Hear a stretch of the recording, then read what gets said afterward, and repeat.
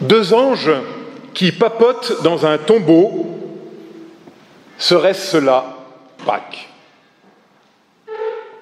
Étrange récit tout de même, avec cette question des anges qui en devient incongrue tellement la réponse semble évidente. Pourquoi pleures-tu? Pourquoi? Mais hier, parce que celui qu'elle aime est mort, pardi. Et pour nous aujourd'hui, tellement de deuil en nous et autour de nous. Pourquoi pleurons-nous? Parce que notre monde semble devenu fou.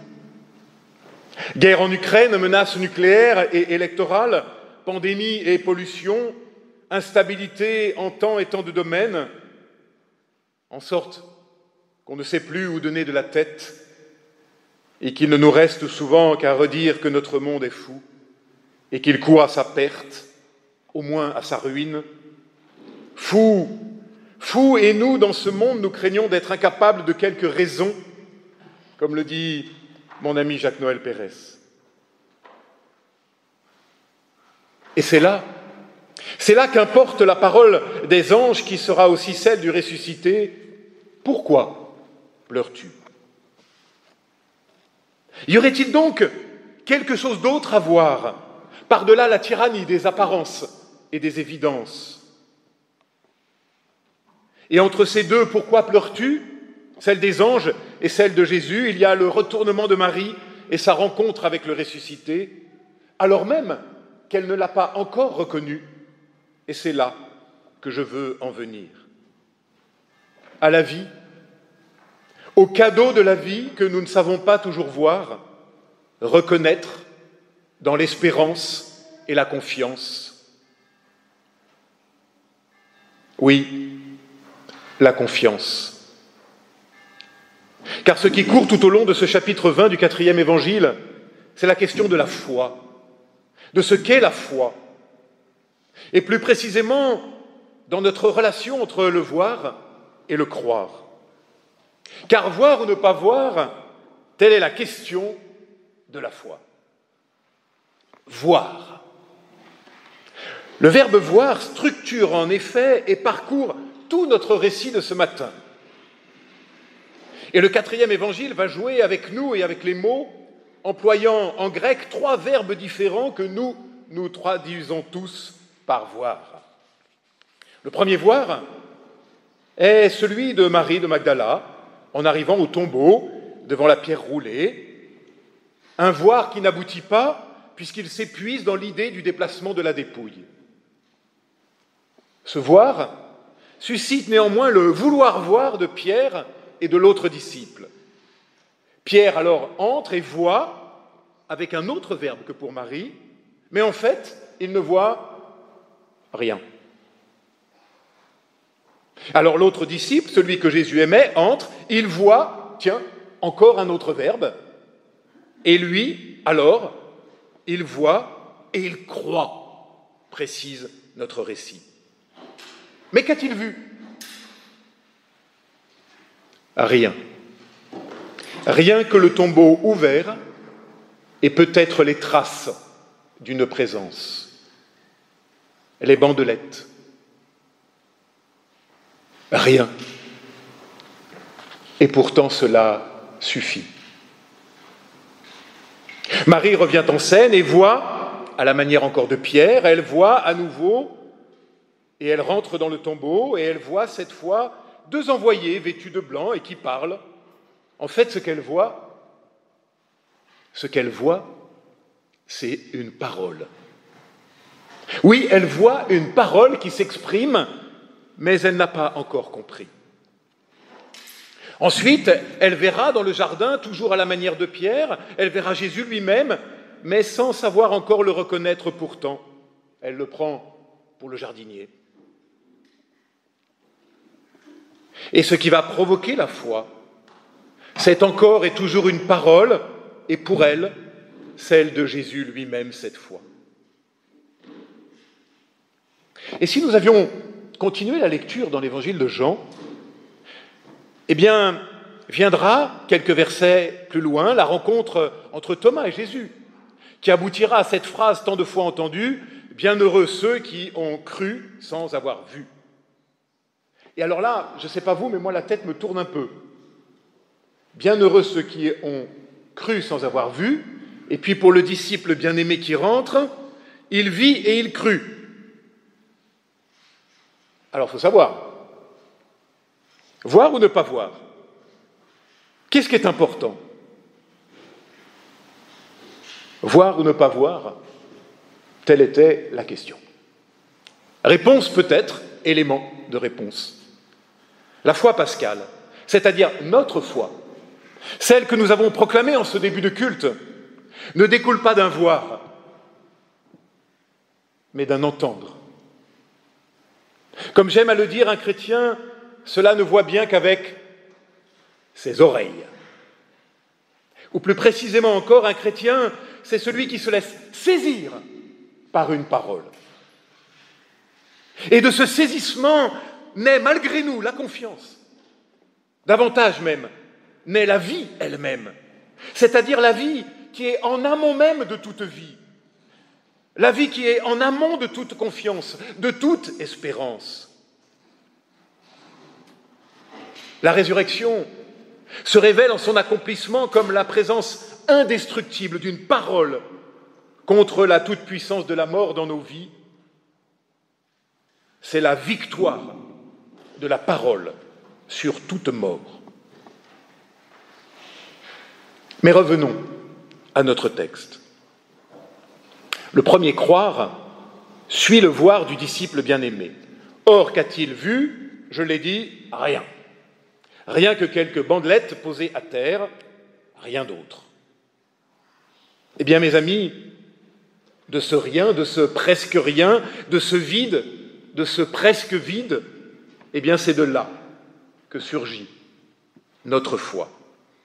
Parce qu'il faut l'espace de ce vide, de ces traces vides, pour qu'une parole, justement, puisse retentir lorsque Marie entrera à son tour dans le tombeau. Étonnant, surprenant, ce tombeau, lieu pour nous de toutes les peines, de toutes les souffrances, de toutes nos peurs aussi, et qui se retrouve comme ouvert, interrogé par ces quelques bandelettes posées à terre. Et je me dis, ne serait-ce pas déjà cela, la résurrection? Cette brèche dans nos peurs, dans nos chagrins, dans nos souffrances, dans la folie que je dénonçais en ouvrant cette prédication. Eh bien, la résurrection pose d'abord les traces d'une autre folie, celle d'un principe d'espérance, une ouverture, une brèche. Et contre la folie du monde, invente une autre folie, plus forte encore, celle de la vie au ras de notre humanité, au plus intime de notre quotidien, dans ce courage d'être justement, malgré et par-delà la folie du monde, de ce monde que Dieu lui aime pourtant à la folie. Mais reprenons notre lecture. Le second voir de Marie, celui des deux anges, ou plutôt, devrait-on traduire, des deux envoyés, est celui, je l'ai dit, d'une parole. Ce qui fait le caractère inouï de la parole ressuscitante, c'est qu'elle émerge du silence, du très grand silence de la mort. Voilà une puissance de vie aussi déconcertante pour ma vie ancienne que peut l'être pour l'enfant des humains, sa venue au monde, dit le père Maurice Bellet. Et cette parole vient interroger nos larmes, préparant l'indicible qui pourtant déjà se murmure à travers la question. Car la parole de la résurrection, c'est ensuite cela, un gigantesque point d'interrogation sur la toute-puissance du tragique et du chagrin dans nos vies. Une question. Pourquoi pleures-tu? La parole de la résurrection se donne à entendre comme une interrogation majuscule de cette question qui fait vivre, de la question qui peut redonner souffle à nos vies si souvent à bout de souffle, comme nous l'avions déjà entendu au psaume 8. Quoi, Dieu? Quoi, l'homme?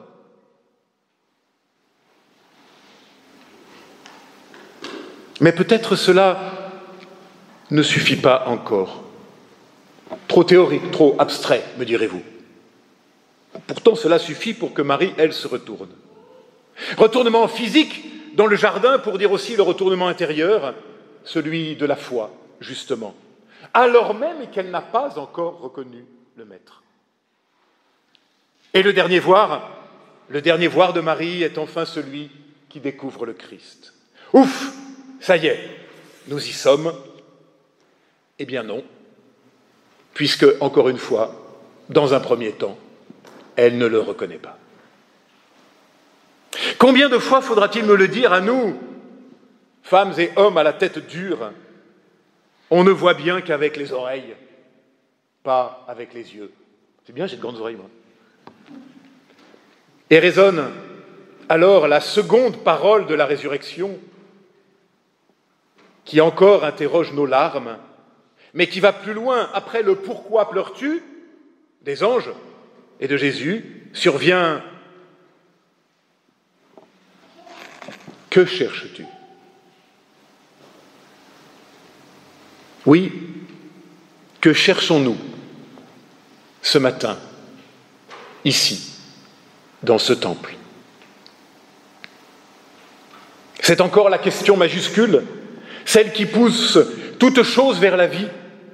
Mais la question se resserre, se précise. Que cherches-tu, toi?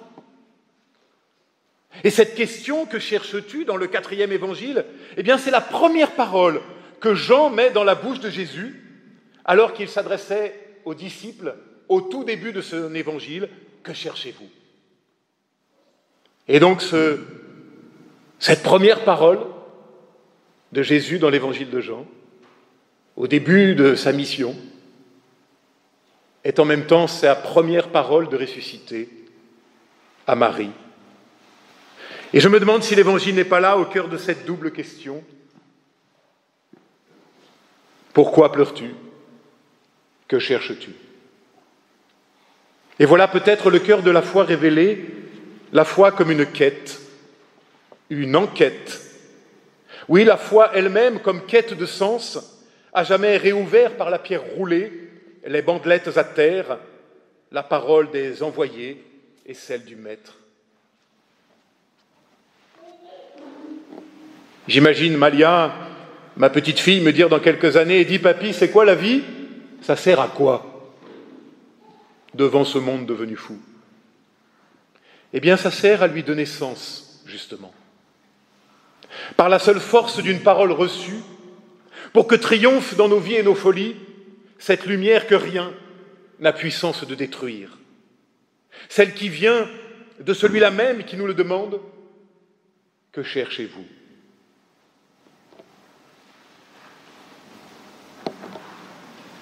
Dans la foi, la résurrection n'est pas un fait, fût-il historique, mais un principe de vie.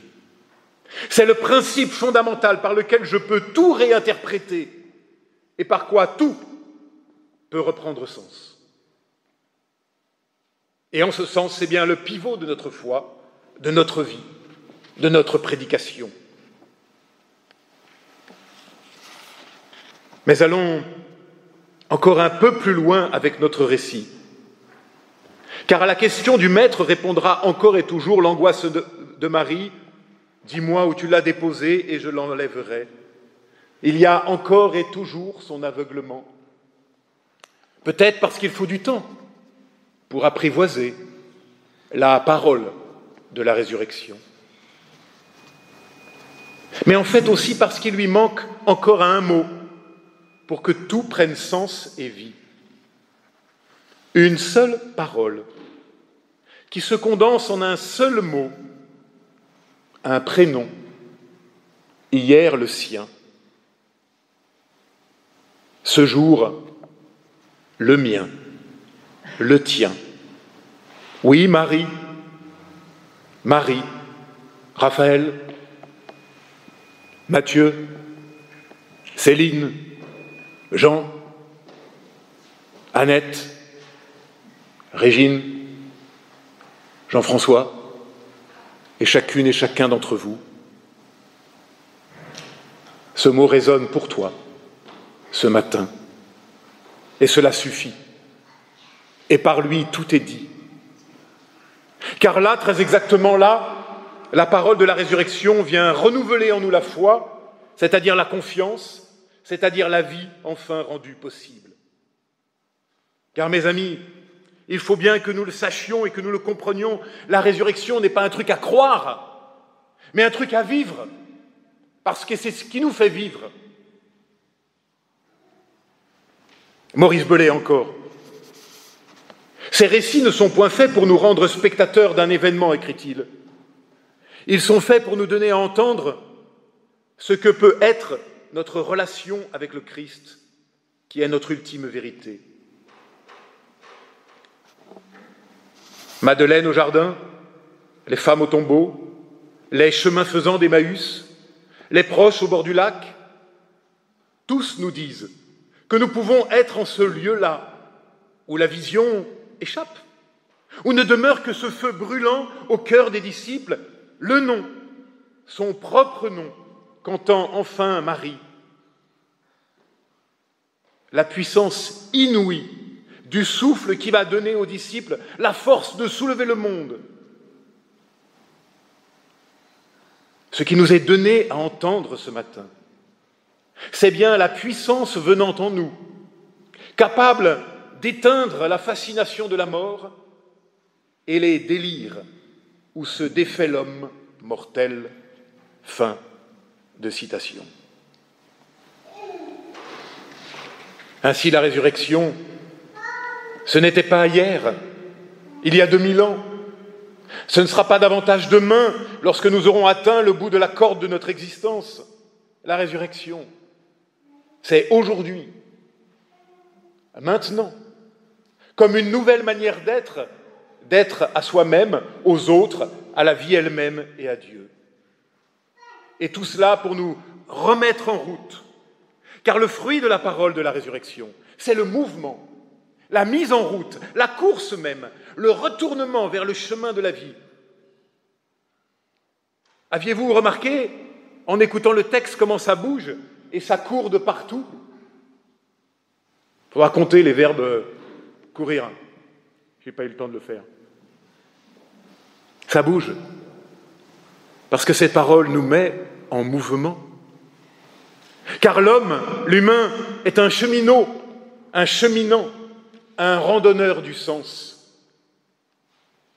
Car l'homme n'est pas, mais il a à être. L'homme ne vit pas, il ressuscite. À chaque pas, il ressuscite. Vivre, c'est naître et renaître à chaque pas de cette parole qui nous saisit, au plus intime de nos blessures et de nos brisures. Car oui, comme le dit admirablement André Louf, ce sont nos plaies à nous, en train de se transfigurer, qui nous feront reconnaître la résurrection de Jésus. Aucune de nos blessures ne sera supprimée, aucune ne sera jamais complètement cicatrisée, mais elles seront progressivement transformées de foyers d'inquiétude et d'angoisse qu'elles étaient en source de paix, de joie et de reconnaissance. Et cela, par la seule force d'une parole reçue. Puisse l'Éternel te donner en ce jour d'entendre cette parole et d'en vivre. Alors, joyeuse Pâques. Amen.